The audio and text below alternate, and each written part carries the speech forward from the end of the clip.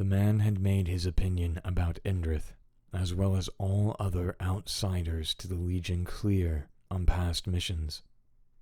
It wasn't a personal skepticism.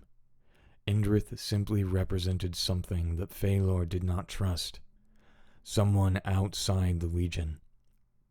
Although he had been in service to the Legion for years, Endrith had no rank or official military classification. He was a volunteer, an asset, rather than an actual soldier. To Faylor, the Legion meant everything.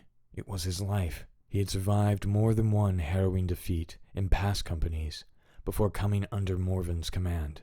Those battles had come earlier in the Legion's campaign to stabilize Corana, at a point when much of the frozen forest had been filled with the unknown.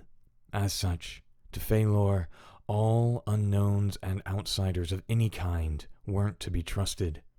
This bias added friction because Endrith's presence wasn't just a one-off.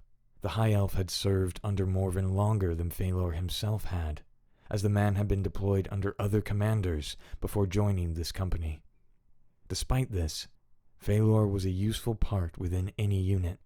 He was a gifted swordsman by all standards, especially for a human. Moreover, as Endrith was a volunteer rather than an actual soldier, there wasn't a guarantee that the High Elf would be joining Morven's company on every single mission. The tension between the two of them was something that had waxed and waned for several months now, as their overlapping deployments became more consistent. As Faylor peered at Endrith with dark, shrewd eyes from under his furrowed brow, it seemed that this time their conflict might at last come to a head.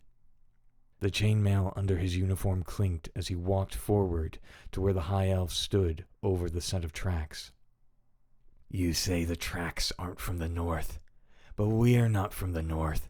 Only you are," Faylor sneered, avoiding his commander's disapproving gaze as Morven set his jaw. "Every time we go out on patrol, you read the tracks and expect us to follow your lead without question. Maybe there are things up here that you haven't met yet, or have you checked under every rock and stone? You're not even enlisted. Just because the general has taken an interest in you, High Elf, doesn't mean that you're always right.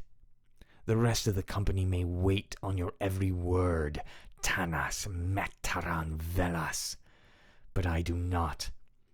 I want some kind of explanation.